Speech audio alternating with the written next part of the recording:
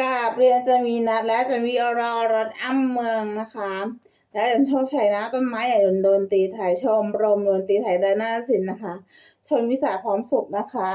เพลงเขมรไซโยกค่ะ ขอบคุณค่ะไหนนะคะ เรียกไหนก็ได้ค่ะไหนนะคะ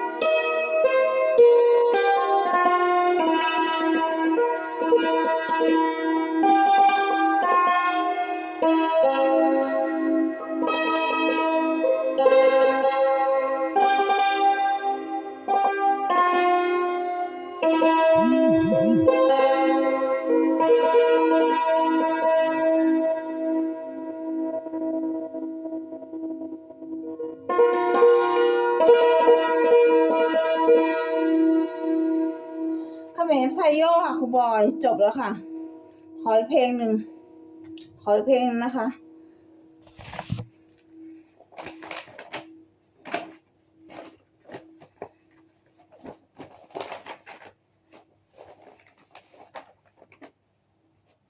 ขออีกเพลงหนูขอเป็นเพลงเราสวยรวยและเราสมเด็จค่ะจะได้รวยกันนาที สวัสดีค่ะอาจารย์วินัสสวัสดีค่ะอาจารย์บอยกราบเรียนอาจารย์อเนกวิทย์มรเกียรติกราบเรียนอาจารย์ทุกท่านและน้าธนชาติพี่อมมารารัตน์วุฒินันชัยพี่ทิพย์สมนวุฒินันชัยพี่วิทยาวุฒินันชัยพี่สันติวุฒินันชัยและพี่เหมียวและป้าธานีวุฒินันชัยและทุกคนที่อยู่ในครอบครัวเย็นจิตครอบครัวพร้อมสุขนะคะ และอาจารย์ทุกท่านที่อยู่มหาศรีปทุมและนอกกรุงเทพนะคะ หนูมาในเพลงลาวส่งดูเมื่อกี้หนูส่งอาจารย์เสร็จแล้ว อันนี้หนูตีแบบฉบับดูเวอร์เลยหนูอัดเทปเลยไปเรื่อยๆหนูอยากรู้ว่า ตอนที่หนูไลฟ์สดเนี่ย เพื่อนเข้ามาดูกี่คนนะคะ หนูรักเพื่อนเพลงนี้หนูให้ทุกคนเลยทั้งมหาลัยศรีปทุมทั้งมหาลัยกรุงเทพเลย โอเคค่ะ ขอบคุณค่ะ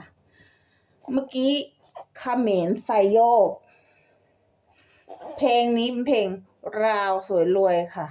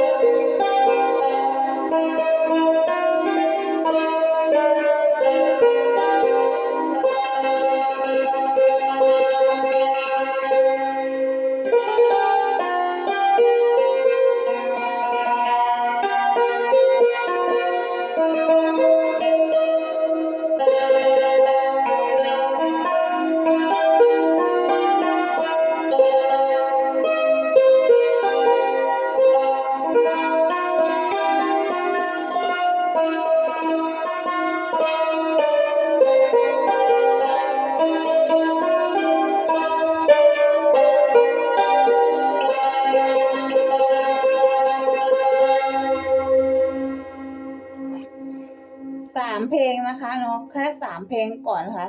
ขอบคุณอาจารย์เมียนัทมากนะคะและเราจะเจอกันตอนตั้งขิมแล้วก็สอบนะคะขอบคุณค่ะ